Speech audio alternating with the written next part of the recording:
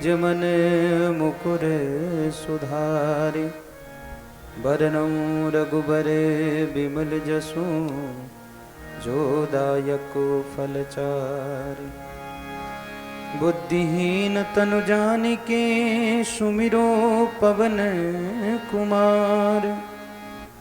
बल बुद्धि विद्या देहु मोहि हरहु क्लेश विकार। गुरुर्ब्रह्मा गुरुर्विष्णु गुरुर्देव महेश्वर। गुरुर्साक्षात् परं ब्रह्म तस्मै श्री गुरुवे नमः। तस्मै श्री गुरुवे नमः। तस्मै श्री गुरुवे नमः।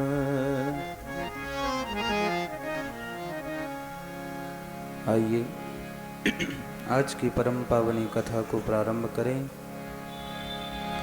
उससे पूर्व कुछ समय बड़े भाव से प्रेम से सभी भगवान नाम स्मरण करेंगे। सभी प्रेम से गाने का प्रयास करना।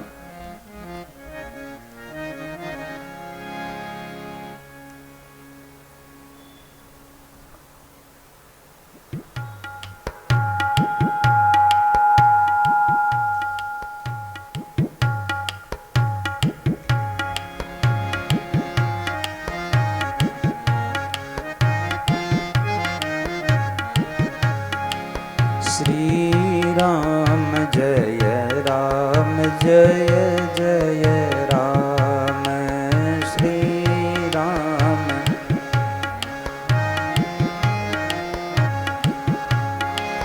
श्री राम जय राम जय जय राम। श्री राम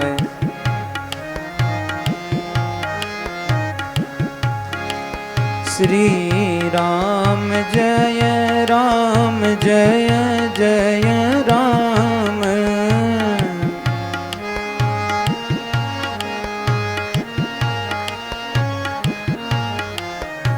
श्री राम जय राम जय जय राम। श्री राम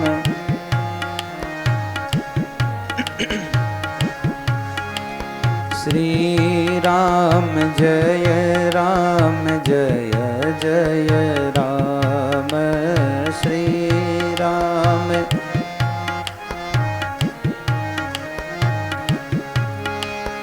श्री राम जय राम जय जय राम।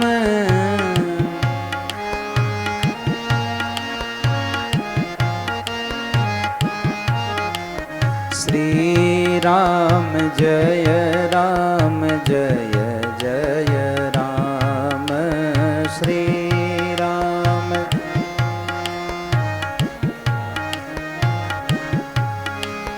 कलयुग केवल नाम आधारा।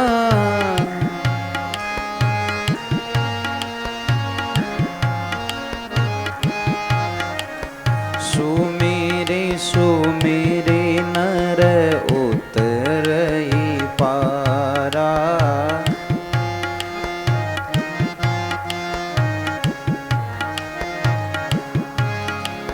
श्री राम जय राम जय जय राम। श्री राम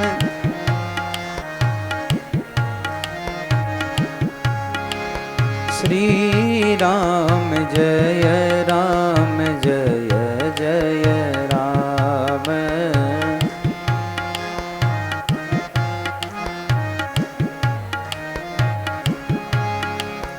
श्री राम जय राम जय जय राम।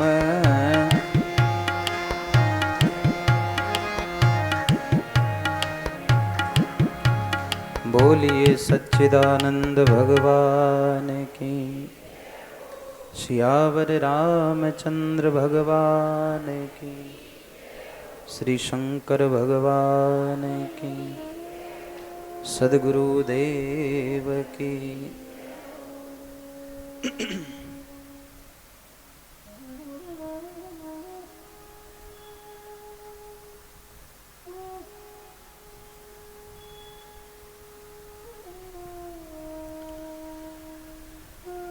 सर्वप्रथम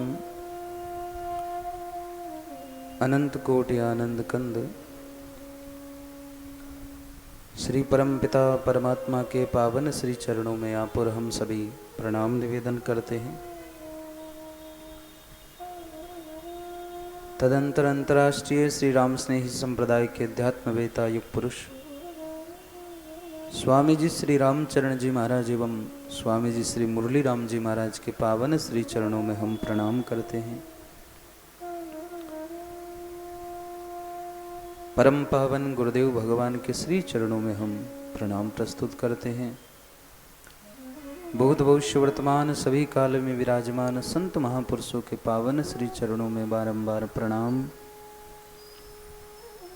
एवं परम पावनी भगवान की कथा श्रवण करने पधारे आप सभी हरि भक्तों को व्यासपीठ से मेरा राम जी राम।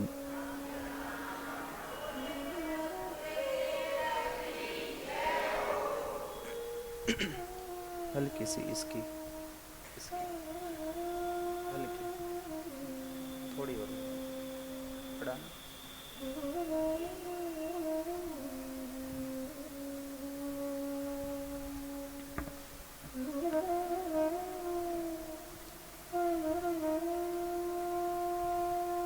आज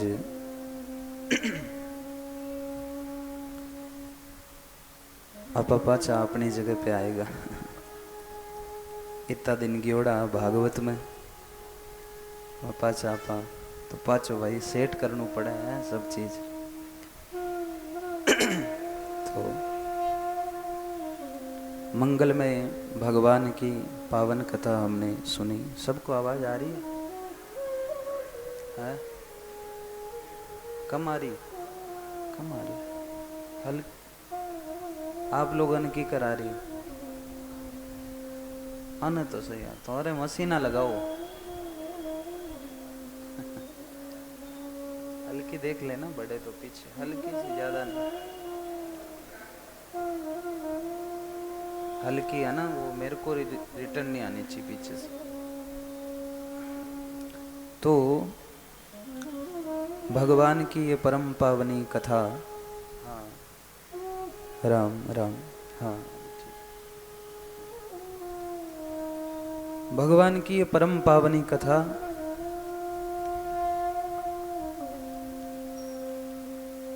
श्री रामचरित मानस।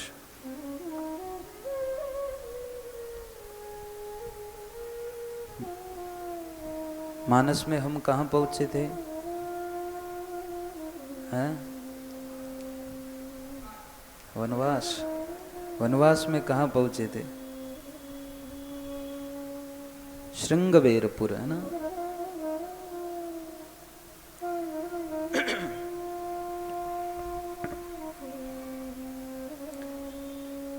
राम जी को वनवास हुआ।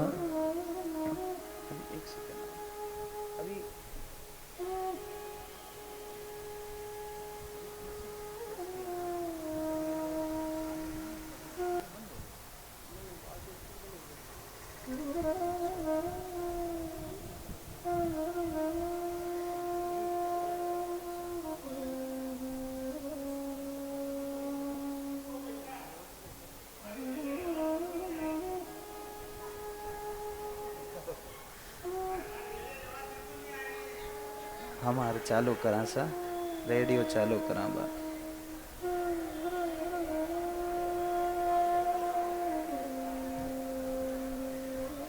बाहर भी सुनने वाला बैठे भाई।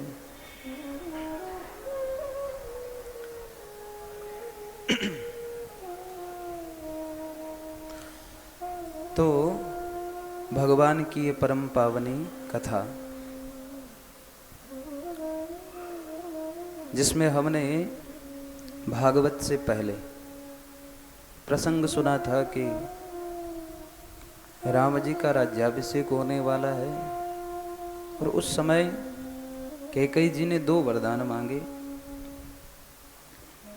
और जिन 2 वरदानों में एक में तो भरत जी को राजा और दूसरे में राम जी को वनवास।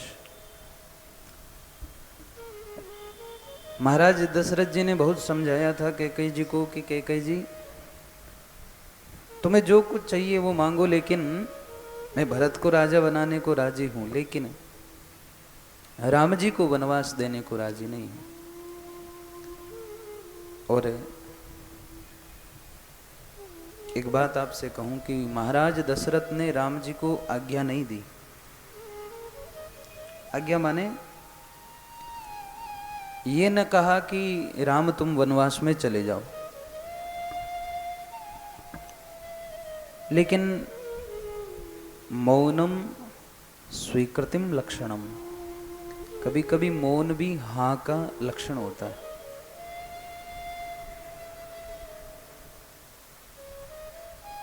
महाराज दशरथ ने तो जब सुना था कि राम जी को वनवास दिया जाएगा, तो महाराज दशरथ जी की जो हालत थी, महापुरुष बड़ा सुंदर यहाँ वृतांत करते हैं कि जैसे चंद्रमा हो और चंद्रमा की जैसे चंद्रमा से अमृत किसी ने छीन लिया हो, ऐसी दशा महाराज दशरथ की हो गई थी। इसका कारण क्योंकि जब पूर्व जन्म में भगवान की तपस्या की, भगवान से वरदान मांगा, तो भगवान से यही मांगा कि आपसे अगाध प्रेम हो। जैसे जल के बिना मछली नहीं रह सकती, ऐसे ही मैं आपके बिना न रह सकूं, यही वरदान महाराज दशरथ ने पूर्व जन्म में भगवान से मांगा था।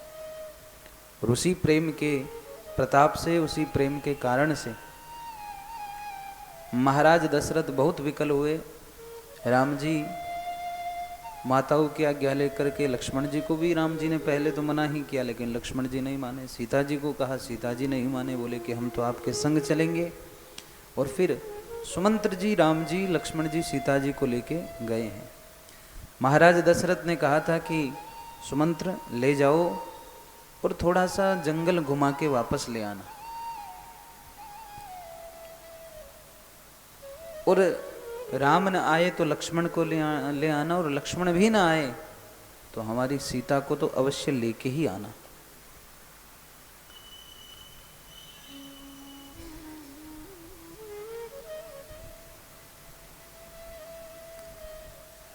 राम जी लक्ष्मण जी जब रवाना हुए तो अयोध्या के जितने नगरवासी थे, सारे नगरवासी राम जी के संग जाने को तैयार है।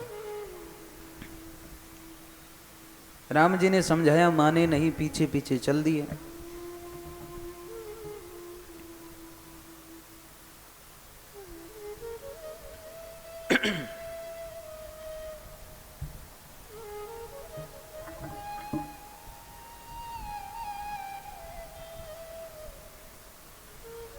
पहले दिन तमसा किनारे विश्राम किया है। रात्रि का प्रहर बीता और रात्रि के प्रहर में राम जी सुमंत्र जी से कहते हैं कि सुमंत्र जी, रथों के ऐसे निशान बनाना कि लोगों को हमारे पीछे आने का पता न चल सके। सुमंत्र जी ने रथों के ऐसे चिन्ह बनाए हैं। बहुत बड़े सारथी थे सुमंत्र जी, अयोध्या के मंत्री भी थे, सचिव थे।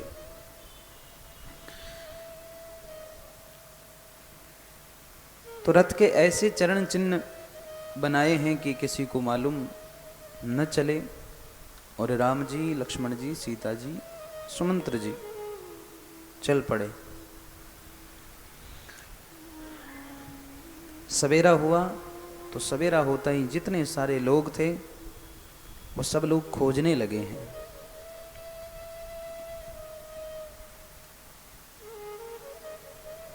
राम जी को नहीं पाए, लक्ष्मण जी को नहीं पाए, सीता जी को नहीं पाए, रथ नहीं पाए, सुमंत्र जी को नहीं पाए। बड़े विकल हो गए। और विकल होकर के हमारे महापुरुष कहते हैं कि उस समय वो लोग कहने लगे,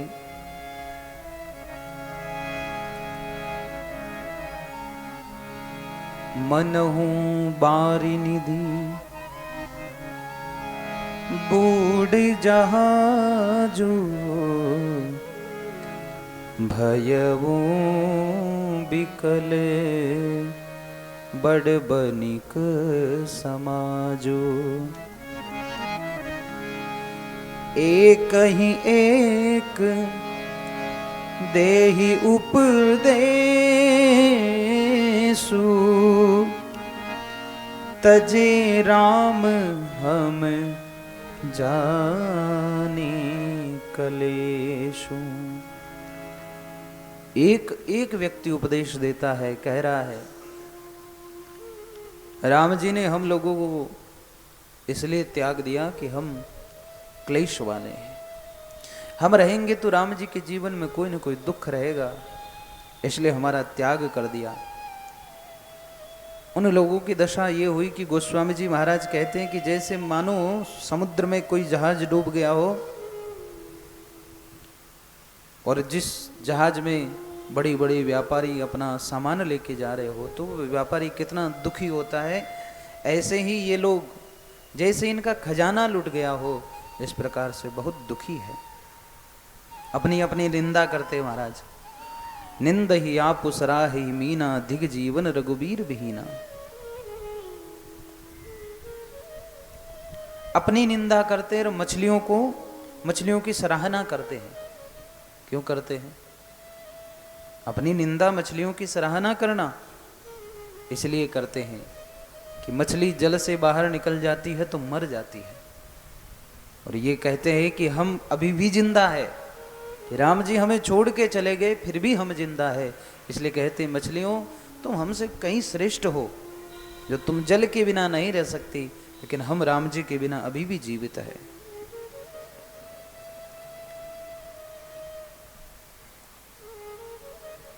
इस प्रकार से बहुत प्रलाप करते हैं। गोस्वामी जी तो कहते हैं कि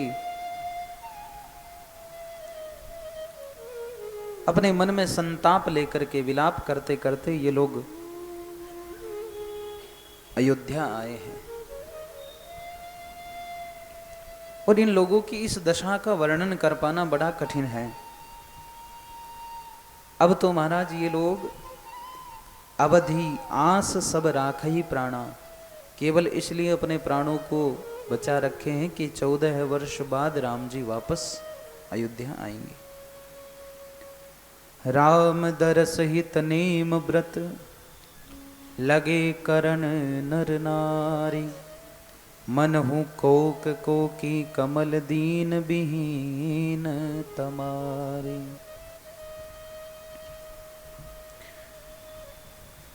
राम जी के दर्शन के लिए जितने अयोध्यावासी है, थोड़ा सा इसके बोल हल्का सा, हल्के, बड़ा ना बड़ा,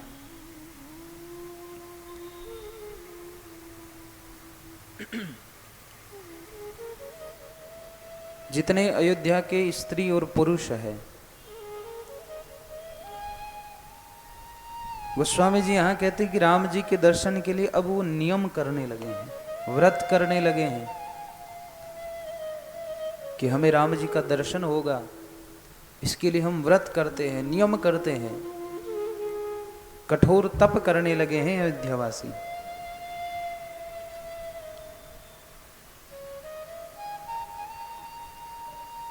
इधर महाराज राम जी, लक्ष्मण जी, सीता जी, सुमंत्र जी के संग में श्रृंगबेरपुर पहुंचे हैं। श्रृंगबेरपुर में कौन निवास करता है? निषाद राज जी।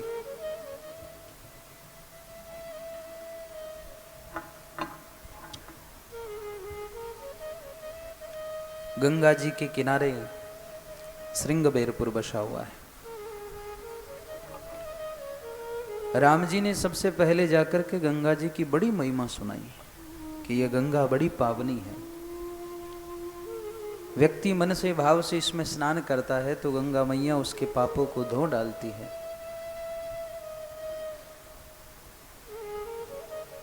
निषाद राज गुह्य को मालूम चला कि हमारे यहां पर राम जी आए हैं,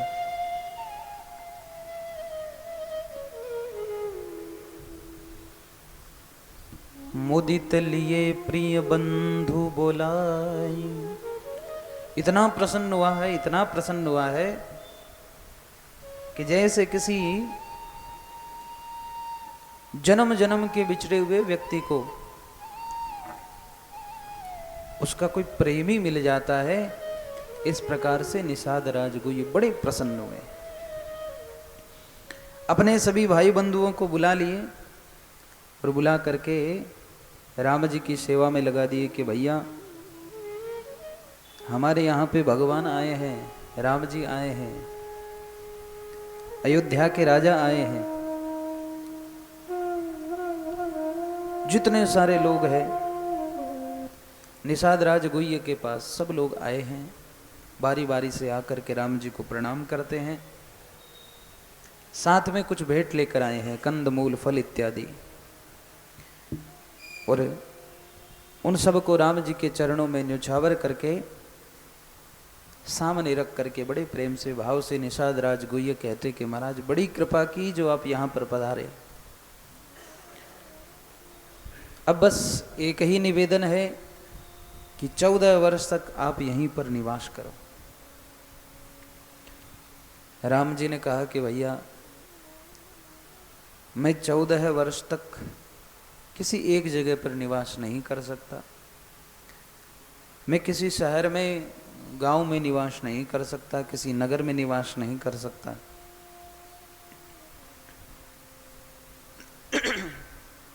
निषाद राजगुह्य ने बहुत प्रार्थना की, महाराज फिर भी हमारी ये नगरी है आपके आने से बड़ी पवित्र हुई है, पावन हुई है। अरे आपके चरण कमलों के दर्शन मैंने पा लिए तो आज से ही मैं तो पुण्यवान लोगों की गिनती में आ गया। जगत में जितने पुण्यवान लोग गिने जाते हैं उनमें आज मेरी गिनती भी हो गई कि वाह निषाद राजगुह्य तूने भगवान के दर्शन कर लिए। निषाद राजगुह्य अपनी सराहना करते हुए कहते हैं कि आपके अगर एक बार किसी को दर्शन हो जाए तो उसका तो जीवन धन्य हो जाता है महाराज।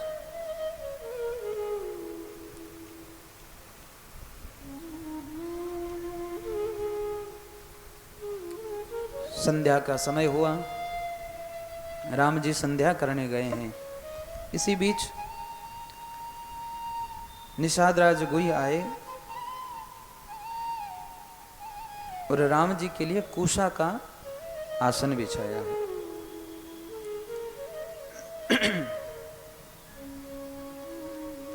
रात्रि में कंदमूल फल पाए हैं, वहीं पर विश्राम किया है।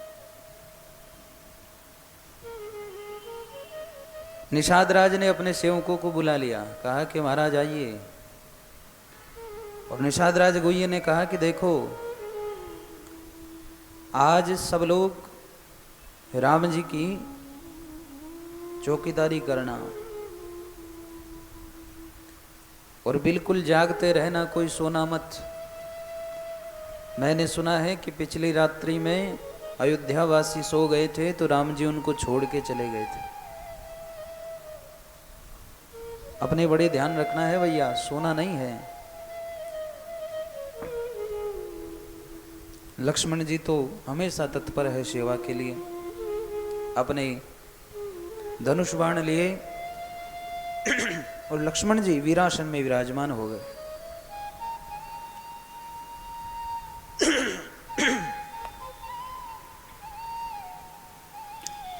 निषाद राजगुह्य के पास जितने सेवक थे राम जी के लिए पहरे में लग गए हैं।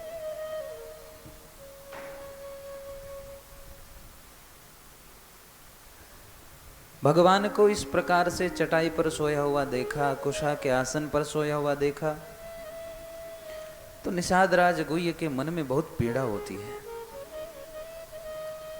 और लक्ष्मण जी से निषाद राजगुह्य कहते हैं, कैकई नंदिनी मंदमती कुठिन कठिन कुटिल पनुकीन जेहि रघुनंदन जानकी सुख अवसर दुख दीन। अरे महाराज कैकई बड़ी मंदमती है, कुटिल है, भगवान को उस अवसर पर दुख दिया है जब सुख का समय था। राम जी राजा बनने वाले थे, उस समय कैकेयी ने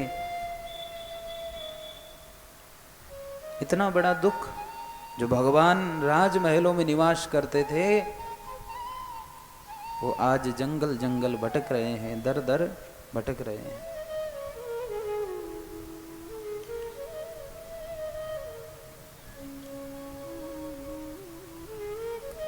तब लक्ष्मण जी ने निषाद राजगुह्य को समझाया है।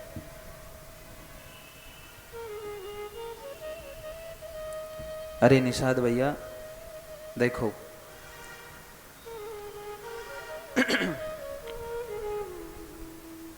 काहुन को सुख दुख कर दाता, बड़ा सुंदर उपदेश है, जीवन में ध्यान रखना ये।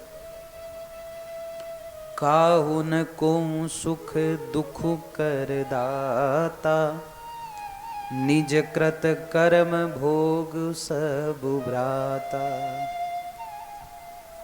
निषाद भाई, कोई किसी को जीवन में दुख नहीं देता है, कोई नहीं देता, तो फिर दुख कहां से आता है? निज कृत कर्म भोग सबु भ्राता। अरे भाई, सब अपने ही किए हुए कर्मों का फल भोगते हैं।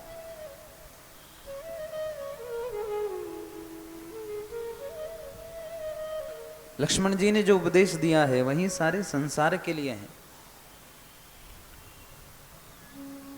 कोई सोचता है कि मुझे इसने दुख दिया है, कोई सोचता है मुझे इसने दुख दिया है, लेकिन सत्य यह है महाराज कि हमें कोई दुख दे ही नहीं सकता। न हमें कोई सुख दे सकता है, न हमें कोई दुख दे सकता है। तो सुख दुख फिर ये होता क्यों है? अपने ही कर्मों से हम सुख पाते हैं, अपने ही कर्मों से हम दुख पाते हैं। संसार में ऐसा कोई प्राणी नहीं है कि जो बिना कारण दुख पाए और बिना कारण सुख पाए। कोई सोचता हो कि हमारे जीवन में सुख है बिना कारण है, नहीं हो सकता। कोई पूर्व में अच्छे कर्म किए हैं इसलिए आपके जीवन में सुख है, और कोई समझता है कि बिना कारण हमें दुख मिल रहा है। तो एक बात बताइए, भगवान किसी को दुख, इस संसार में सोचते हैं लोग कि भगवान पड़ोसी को दुख और तुम्हें सुख और पड़ोसी को दुख, ऐसा क्यों करेंगे? कोई भगवान से कोई आपका स्पेशल दुश्मनी थोड़ी है कि नहीं महाराज ऐ तुम्हारे कट्टर बैरी है जो मैं आने दुख दूं। भगवान किसी की दुश्मन नहीं है। विधाता ने संसार रचा है तो संसार की सृष्टि का नियम ऐसा है कि हम जैसा कर्म करेंगे वैसा हमें फल भोगना पड़ेगा, भुगतना ही पड़ेगा। तो संसार में भगवान किसी को सुख दे रहा है ऐसा नहीं है। व्यक्ति सुख पाता है तो अपने कर्मों से पाता है, दुख पाता है तो अपने कर्मों से पाता। हाँ, भगवान कृपा करते हैं, भगवान कृपा करते हैं, वो अलग वस्तु हो गई। लेकिन जहाँ सुख दुख की बात है, ये व्यक्ति अपने कर्म से ही प्राप्त करता है।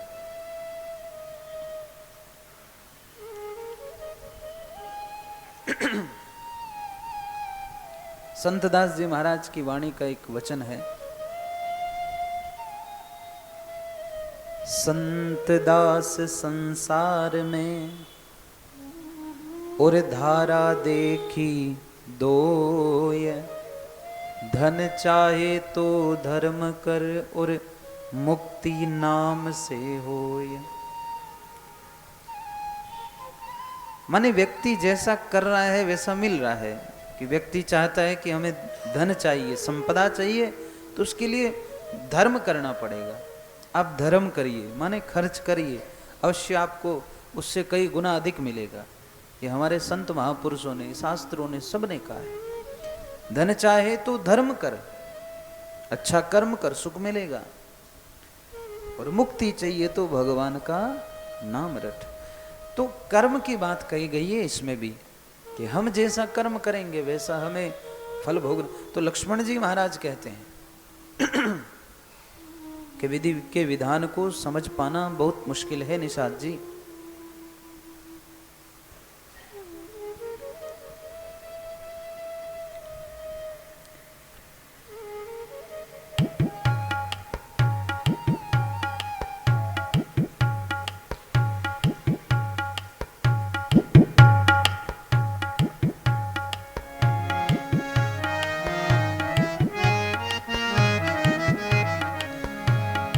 भजन की कुछ लाइनें हैं। विधना तेरे लेख किसी के समझ न आते हैं, विधना तेरे लेख किसी के समझ न आते हैं। जन जन के प्रिय राम लखन सिय वन को जाते हैं, विधना तेरे लेख किसी के समझ न आते हैं, विधना तेरे लेख किसी के विधना का लेख ऐसा है महाराज, हर किसी को समझ में आने वाला नहीं है। महापुरुष कहते हैं,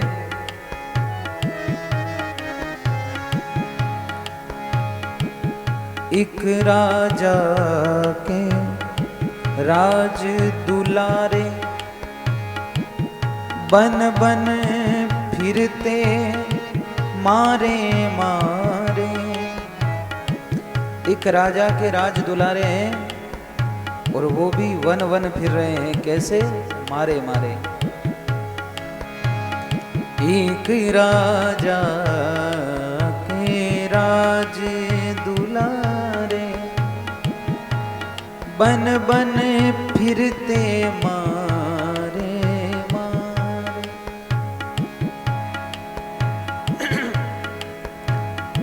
होनी हो के रहे कर्म गति, तारे नहीं तारे।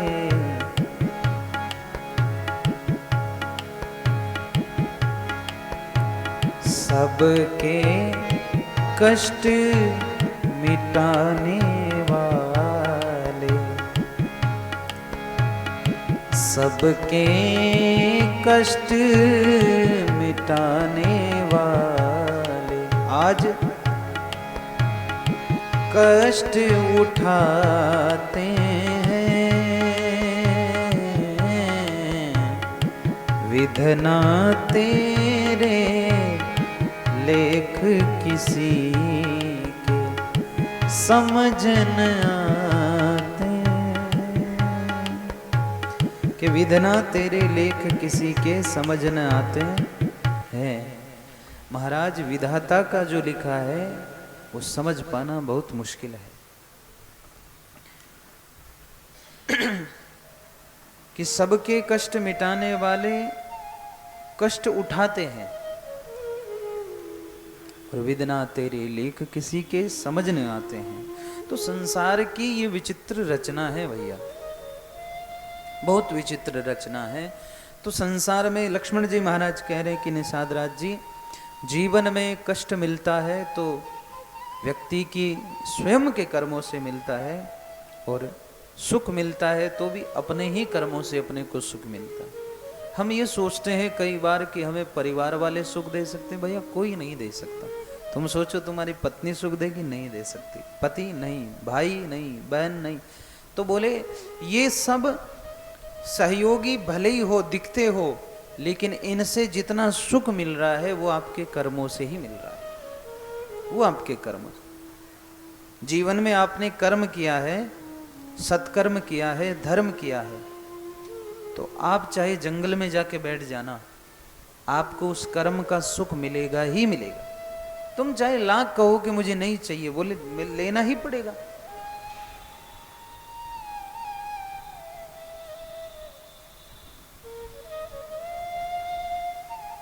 अग्नि में आप हाथ डालो तो क्या होगा? जलेगा ना, वो जलेगा। आप चाहो कि नहीं नहीं जले, बोले डाला है हाथ तो जलना ही है। ऐसे ही कर्म जो किए हैं, चाहे वो सुकृत हो या दुष्कृत हो, पाप हो चाहे पुण्य हो, फल सबका भोगना पड़ेगा। इसलिए महापुरुष कहते हैं कि जीवन में जो दुख सुख मिलता है हमें अपने ही कर्मों से मिलता है। इसलिए कभी कोई दूसरों पर दोषारोपण न करना। देखो, बुद्धिमान व्यक्ति यही है जो सत्संग सुनता है, सत्संग को जीवन में उतारता है, समझ लेता है कि हाँ भाई ये बात ठीक है। कि जीवन में हम दूसरों को हम ये सोचते हैं कि अरे भाई उसने मेरा कहा नहीं माना, उसने दुख दे दिया। नहीं, दुख मिला कैसे? अपने कर्मों से मिला है। उसने कुछ नहीं दिया, उसका कर्म था, उसने किया, वो अलग वस्तु हो गई। लेकिन वो जो दुख मिलना निहित है, वो तय है, वो हमें अपने ही कर्मों से, अपने ही प्रारब्ध से प्राप्त होता है। तो बोले सुख पाना है तो क्या करे? सुख पाना है तो धर्म करो, धर्म करोगे तो सुख मिल जाएगा। जितना व्यक्ति का पुण्य प्रबल होता है उतना ही वो सुखी रहता है, ये भी सत्य है। लेकिन ये सोचे कि नहीं दुख आना ही नहीं है तो ये ऐसा नहीं है। तो जोग वियोग भोग भल मंदा, देखो लक्ष्मण जी बहुत सुंदर उपदेश दे रहे हैं भैया। हित अनहित मध्यम भ्रम फंदा, राम राम राम। जन्म मरनु जह लगी जग जालू, संपत्ति विपत्ति करमु अरु कालु। आहा, लक्ष्मण जी कह रहे हैं, बहुत ध्यान से आप सुनिए इस बात को, कि जीवन में संयोग, संयोग माने मिलना, और वियोग, वियोग माने बिछुड़ना, दूर होना। जीवन का संयोग और वियोग, भले और बुरे भोग, भोग दो प्रकार के, एक भला भोग, दूसरा बुरा भोग। हित अनहित मध्यम ब्रह्म फंदा, कि मित्र और उदासीन, कोई अपना है कोई पराया है, मित्र और उदासीन ये सभी ब्रह्म के फंदे हैं। माने फंदे, माने फंदे, फंदा डालो तो उसमें उलझ जाए, तो ऐसे ही इन ब्रह्म के फंदों में, भर्म के फंदों में हम सब उलझे हुए हैं। और जन्म मरुण जह लगी जग जालू, आहा, ये जन्म मृत्यु संपत्ति विपत्ति कर्म और काल, जहां तक ये जितना है सब कहते हैं कि जगत के जंजाल है। जंजाल माने, जंजाल का क्या अर्थ होता है? सपना। लोग कहे नहीं, अरे मने तो खूब आज तो एडो जंजाल आयो। जंजाल माने सपना। तो गोस्वामी जी महाराज ने रामचरित मानस लिखी ना, तो मानस में कहीं के शब्द नहीं छोड़े इन्होंने, मारवाड़ के, मेवाड़ के, कहीं के नहीं छोड़े, सब शब्दों को लिया महाराज, अलग अलग जगह प्रयोग हुआ है।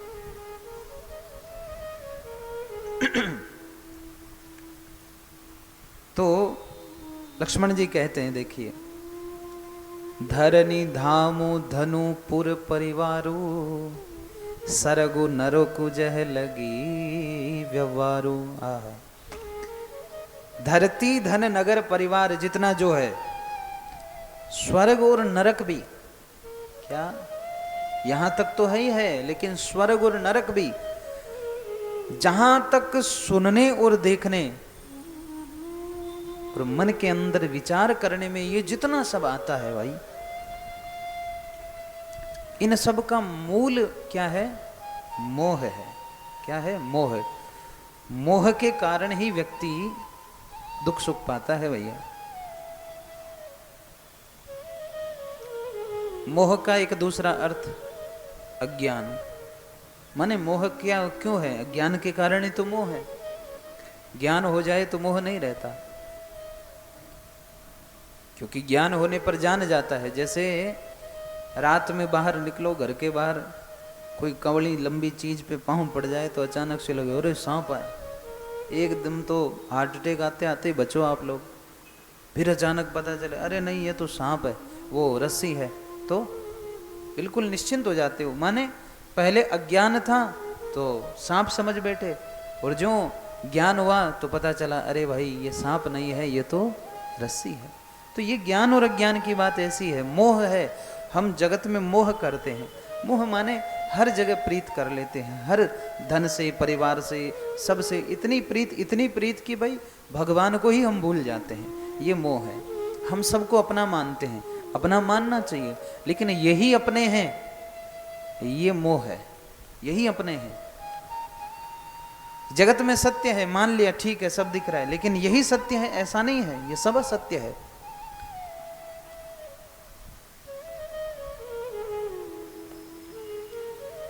हम सत्य नहीं है और न होंगे।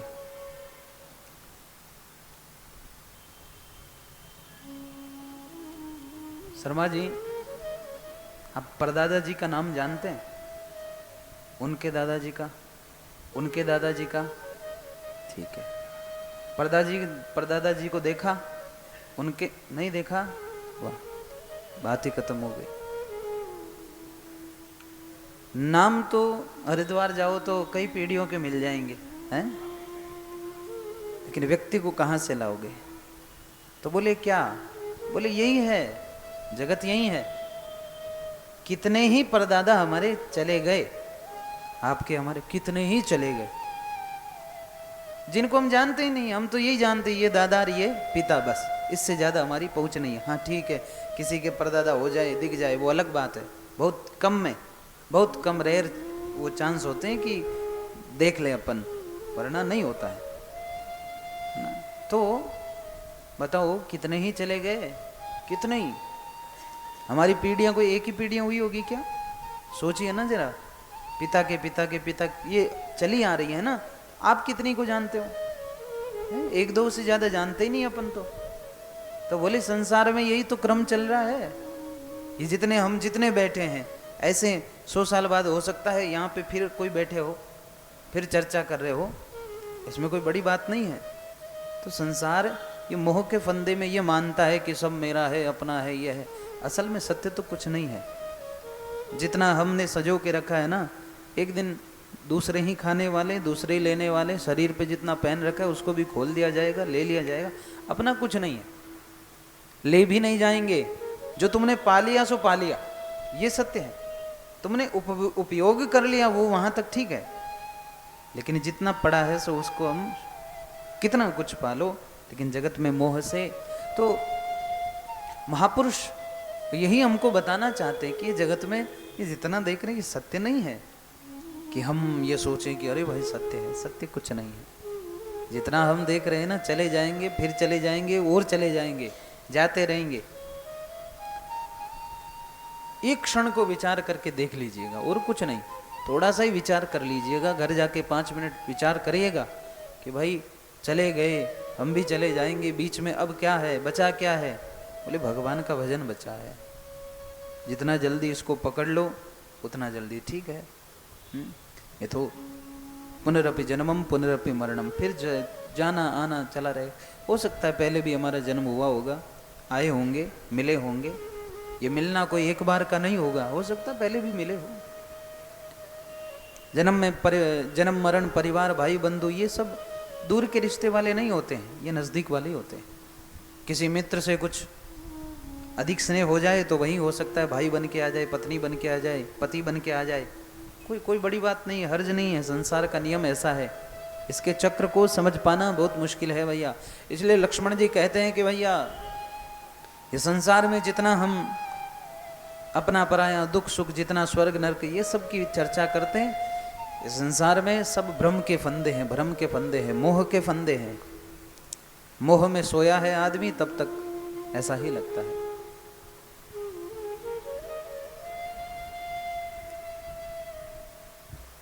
सपने होई भिकारी नृपो रंकु नाकपति होई, जागेला बुन हानि कछु तिमि प्रबंच जी जोय। जैसे स्वप्न में राजा भिखारी हो जाता है। स्वप्न में एक राजा भिखारी हो गया, तो क्या वो सच में भिखारी हो गया? बताओ ना। अरे सपना में भिखारी हो जावे तो कहीं साचणी हो जावे कि?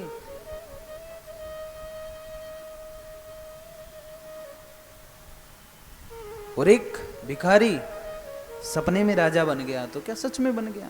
नहीं। न स्वप्न में भिखारी राजा बन सकता है, न स्वप्न में राजा भिखारी बन सकता है।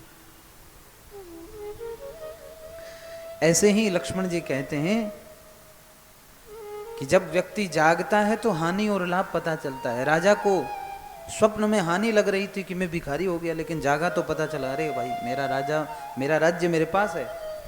भिखारी को लाभ लगा कि अरे मैं तो राजा बन गया, लेकिन जागा तो देखा अरे अपने पास तो कुछ नहीं है, वही है अपना राम। तो वैसे ही इस दृश्य को, इस प्रपंच को हृदय में देखना ही नहीं चाहिए। तो संसार है ही ऐसा महाराज।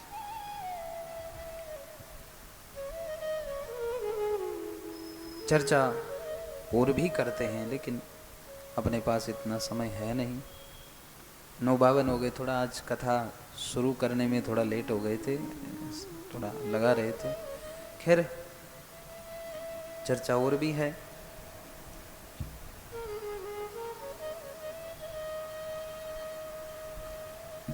चलो आगे का जो प्रसंग है वो कल ही सुनाएंगे आपको थोड़ा विस्तार से। फिर केवट जी का कल प्रसंग है बढ़िया हमारे। केवट जी आएंगे और राम जी केवट से नाव मांगेंगे, तो किस प्रकार से केवट राम जी की चर्चा होती है। बड़ी अटपटी बहन है केवट के भी, बड़ी सुंदर राम जी की। तो वो जो मनोरम दृश्य है वो हम कल के भाव में श्रवण करेंगे।